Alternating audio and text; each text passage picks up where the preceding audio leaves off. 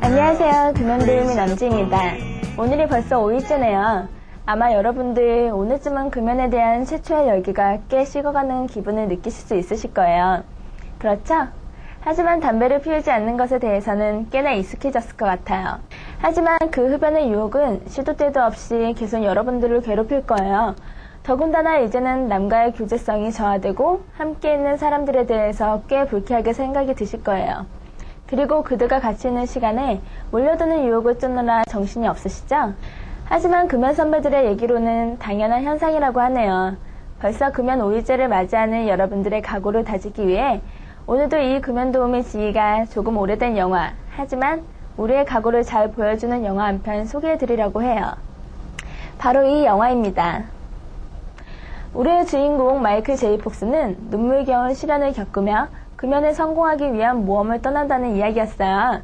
나중에 금연박사의 도움으로 담배를 피기 전으로 돌아가서 첫사랑과 건강하게 잘 산다는 가슴 뭉클한 스펙타클 판타스틱 로드 러브 로만스였던 걸로 기억이 되네요. 여러분들은 이 영화처럼 과거로 돌아갈 순 없지만 금연에 꼭 성공하셔서 행복하게 사세요. 그럼 이제는 앞으로 며칠 동안 금연을 하면서 생기는 금단 증상별로 그 극복법에 대해서 알려드리려고 해요. 그중 오늘은 두통과 현기증에 대해서 말씀을 드릴게요.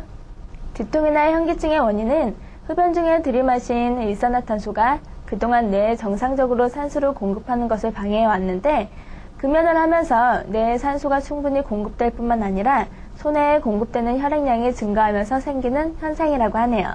이렇게 두통과 현기증이 느껴질 때는 다음과 같은 방법으로 그 증상을 완화시킬 수 있답니다. 가능하면 5분간 누워있는다. 운동으로 목과 상체를 이완시킨다. 따뜻한 물에 발을 담근다. 목 뒤에 찬 수건을 댄다. 창문을 열어 신선한 공기를 마시거나 실외로 나간다. 금단 증상을 여러 번 반복하여 말씀드리고 있지만 우리 몸이 좋아지면서 생기는 일시적인 증상이에요. 그러니 이러한 방법들로 조금만 참고 견디시면 금연의 성공과 함께 두 번 다시 느끼시지 못하실 거예요. 제가 매일 흡연이 우리 몸에 끼치는 질병에 대해서 말씀드리고 있는데요. 벌써 많은 분들이 그 심각성에 대해서 느끼시면서 금연하시길 잘했다는 말씀들을 해주시고 계세요. 거기에서 이 지인은 힘을 내서 오늘도 지난 시간에 이어 흡연이 가지고 오는 끔찍한 질병에 대해서 이야기를 해드릴게요. 지난 시간에 흡연이 원인으로 발병된 발생년 1위의 암 질환이 뭐라고 했었죠? 그래요. 바로 후두암이었어요. 후두는 담배 연기에 직접적으로 노출되는 우리 몸의 부분 중 하나이며 우리 몸으로 담배 연기가 들어오는 첫 번째 문턱이죠. 구강이 후두보다는 담배 속의 유독물질이 더 많이 노출되는 게 사실이지만 음식물을 섭취한 후 양치질 같은 것으로 깨끗하게 하기 때문에 구강보다는 멀리 떨어진 후두 쪽으로 독소가 이동할 가능성이 큰 것이죠. 후두암의 특성은 목이 쉬는 것으로 판별이 가능한데요. 이비인후과에서 취급하는 암 중에서는 상악암과 더불어 매우 흔하게 발생되는 암이라고 하네요. 성대는 후두에 붙어 있어 발성을 하지 않고 호흡만 할 경우에는 부채살 같은 성대가 열려있는 상태에서 코나 입을 통해 들어온 공기가 기관지와 폐로 들어가는 통로가 된다고 합니다. 그런데 담배 연기와 함께 그 속에 함유되어 있는 타르 성분이 5년 또는 그 이상 영속적으로 성대에 접촉됐을 경우 성대를 구성하고 있는 연조직이 점차 두껍고 단단한 암조직으로 변해 사마귀 같은 돌출물이 생기면서 공기의 진동이 전혀 일어나지 않기 때문에 발성이 되지 않아 목신 소리만 들리게 된다고 합니다. 만일의 경우 조직 검사에서 암세포가 검출됐다면 지체 없이 금연할 것과 외과 수술을 필요로 합니다. 여러분, 지금부터는 흡연을 합리화시키는 여러 가지 사례와 그 대응 방법에 대해서 좀 길지만 말씀을 드리려고 해요. 금연을 하려다 이러한 생각들을 하면서 다시 재흡연을 하시게 되는 분들이 많으실 거예요. 먼저, 다른 사람들은 다 피우고 있는데 나만 안 피울 필요가 있을까? 하지만 흡연하는 사람들도 대부분 마음속으로는 금연을 간절히 원하면서 다만 용기가 없거나 금단 증상이 두려워 혹은 그 밖에 다른 이유로 금연을 하지 못하는 것뿐입니다. 두 번째, 이러한 상황에서는 예외야. 금연을 하는데 예외 상황이란 결코 없습니다. 어떤 상황에서건 흡연은 나를 니코틴 중독으로 몰아갈 것이라는 것을 염두해야 하며 상황이 다르다고 그 성질을 다르게 만드는 것은 아닙니다. 세 번째, 다시 끊으면 되지. 담배를 피웠다가 다시 끊는 것이 더 어렵습니다. 지금까지 참아온 노력이 아깝지 않으세요?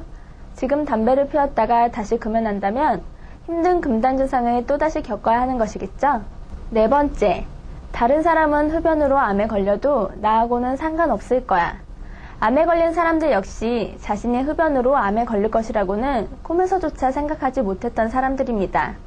흡연은 각종 암 발병의 가장 큰 원인이 되니 누구나 계속하여 담배를 피우면 암에 걸릴 위험이 큽니다. 나 역시 예외가 될 수 없다는 것 명심하세요.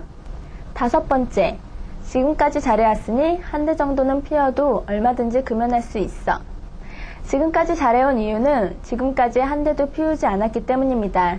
만일 지금 한 개 피를 피운다면 그 즉시 다시 흡연자가 되는 것이죠. 비흡연자와 흡연자의 차이는 바로 그 딱 한 개 피일 뿐인 것이죠. 여섯 번째, 스트레스를 더 이상 참을 수 없어. 담배를 피우지 않으면 못 견디겠어. 진지하게 생각해보면 담배를 피운다고 문제가 해결되지 않는 것은 아닙니다. 오히려 금연에 실패한 것으로 문제가 하나 더 생겼으므로 담배를 피우는 것 자체가 스트레스 요인이 될 것입니다. 시간이 지나면 담배를 피우지 않은 것에 대해 정말 잘했다라고 생각하실 거예요. 일곱 번째, 나중에 어떻게 되더라도 상관없어. 지금 한 개 피가 중요해. 내가 담배를 피워 암에 걸리는 바람에 사랑하는 가족을 남기고 일찍 죽어서 그들이 애통해하고 괴로움 당해도 상관이 없나요? 내게는 담배보다 중요한 것이 있기 때문에 금연을 하는 것입니다. 여덟 번째, 담배를 피우나 안 피우나 사람은 결국 모두 죽지 않는가? 사람은 누구나 죽지만 자기의 수명을 온전히 다하고 죽는 것과 병동으로 인해 조기 사망하는 것은 크게 다르다고 할 수 있죠. 담배를 피움으로써 병들어 빨리 죽는 것은 결코 자연스러운 것이 아니라 건강하게 장수하다 죽는 것과 병들어서 고통당하다가 조기 사망하는 것은 정말 다른 것이죠. 아홉 번째, 체중이 느는 것보다는 흡연하는 게 더 낫다. 체중이 늘어도 흡연으로 병드는 것보다는 낫습니다. 물론 금연을 할 경우 체중이 어느 정도 늘 수는 있으나 계속하여 늘지는 않겠죠? 게다가 운동을 하고 식사를 조절하면 체중 증가는 간단하게 해결할 수 있습니다. 열 번째, 내가 하는 일은 힘들고 스트레스가 많아서 담배를 피워야 해. 한번 내 주위를 빙 둘러보세요. 같은 일에 종사하는 사람들 중 담배를 피우지 않고도 일잘하는 사람이 반드시 하나 이상은 있을 거예요. 그러므로 내 일이 힘들다고 흡연을 하는 것은 핑계거리가 되지 않습니다.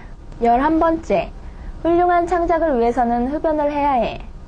음악가, 작가, 기자 등의 직업을 가진 많은 사람들이 자신의 직업은 다양한 창의성이 필요한 데다가 스트레스가 많은 직업이라 흡연은 필수적이라고 변명합니다. 만약 그들 말이 사실이라면 담배가 없던 시대에 그들과 같은 일을 하던 사람들은 창의성을 도출해내지 못하고 스트레스만 쌓여 결코 좋은 작품을 쓸 수 없었을 것입니다. 그러나 사실은 그렇지 않은 것을 보면 그것이 흡연 합리화 내지 습관 및 중독의 결과라 할 수 있는 것이죠.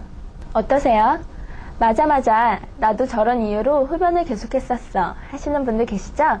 다음에 그런 생각이 드시면 오늘 들은 이야기를 떠올리시면서 참도록 하세요. 오늘은 벌써 시간이 이렇게 됐네요. 오늘의 명언 하나 들려드리면서 지인은 물러날게요. 금연의 어려움은 밖에 있는 것이 아니고 마음 안에 있다. 여러분 안녕.